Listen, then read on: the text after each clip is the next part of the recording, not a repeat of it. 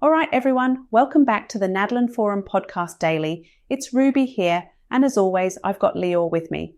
Now, if you tuned in last week, you probably remember us talking about the whole mortgage market hitting a bit of a plateau. This week, we've got some actual movement to break down, though honestly, it's not all clear skies. Lior, did you see the latest pending home sales stats? Yeah, Ruby, I did. I mean, movement is kind of strong.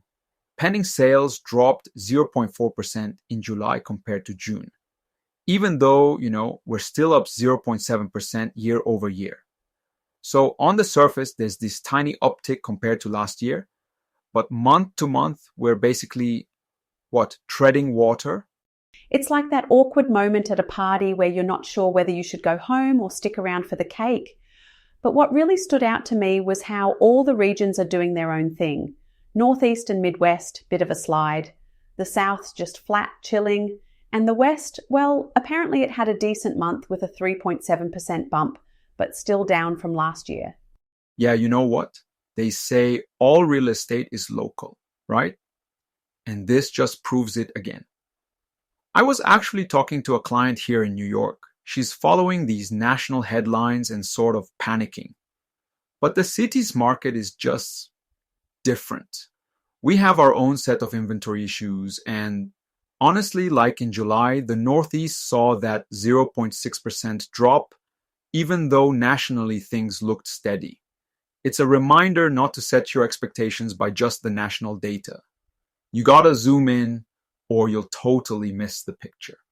Totally. And it's not like we haven't seen this before. In past episodes, we talked about how Vegas or the Midwest can look one way, while, say, the Pacific Northwest is an entirely different planet. So, yeah, July's numbers might seem soft, but there are all these little pockets of activity once you actually dig in. It's never just up or down for everyone, is it? Nope. It's like trying to average together the weather in Miami and Minneapolis. The only thing you know for sure is you'll need both an umbrella and a snow shovel.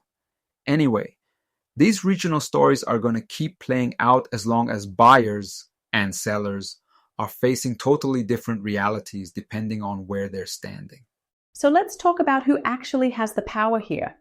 I mean, Dr. Lisa Sturdivant. She nailed it when she said the market's stuck. Like, it's not a buyer's market, but it's not really favoring sellers either. They're just, circling each other. Buyers are afraid of prices. Sellers aren't getting the offers they fantasized about. Pretty relatable, honestly. Yeah, exactly. Actually, I remember what she said. There's this increase in inventory, but buyers are still super cautious thanks to rates and prices. So sellers start delisting when things aren't moving, but that doesn't help buyers either. It's like gridlock, Yeah, and that's playing out in the data too. The Realtors Confidence Index says only about 16% of agents expect buyer traffic to pick up anytime soon. That's not great. But more sellers expect to list in the next few months, up from last year. So there's growing optimism on the selling side because prices are still holding up. But honestly, expectations might need to be recalibrated, right? Definitely. Listen, I got a message from a listener in Austin last week. She's been trying to sell her condo, and after 2 months, not a single serious offer. The open houses are busy, but it's all window shopping. It's kind of what you said. Buyers are weighing things so carefully, waiting for that right mix of price and maybe a sweet rate drop before making a move. It's not just happening in Austin. It's everywhere. Yeah, and I mean, the Austin story fits perfectly with what we keep hearing. Sellers see headlines about strong prices and expect to cash in, but the reality is just meh. And buyers, after last year's madness, are just a bit over it. They want to wait things out, maybe hoping for rates to drop further or for more homes to come on the market. But if you're looking for some kind of clear line, is it a buyer's market? Is it a seller's? Honestly, you're not going to get it. At least not right now. Both sides are playing defense.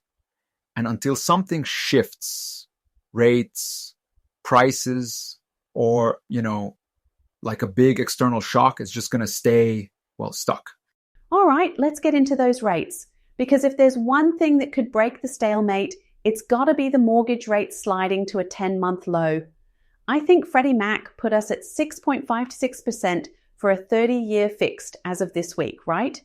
That's down, but still not exactly cheap money. Exactly. But it does, open some doors. I heard in the Midwest, mortgage applications have actually started to tick up since the drop. Like buyers are finally poking their heads out, seeing if now's the moment. Couple that with what's coming out of the Fed.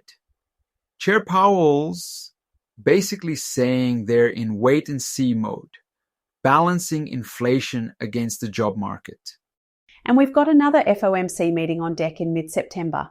Everyone's holding their breath for that one. If there's even a whiff of further cuts or some dovish language, you watch. It's going to spark another little frenzy in mortgage apps, at least temporarily.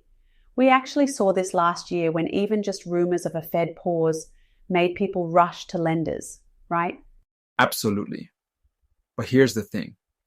Even with rates a little lower and some new builder incentives in the mix, it doesn't magically fix affordability. Some buyers are motivated, they jump in and lock something, but the bulk are still, on the sidelines.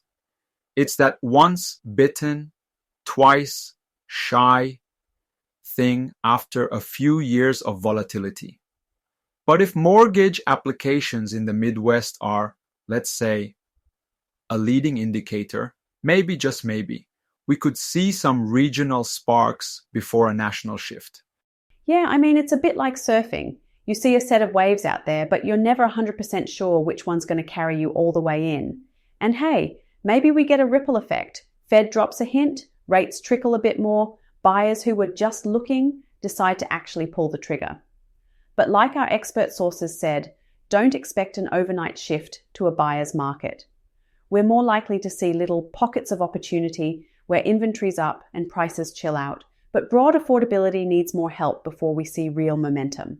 Totally agree, Ruby. And for everyone listening, keep an eye not just on the headline numbers, but how things actually feel on the ground in your own market. And of course, keep tuning in.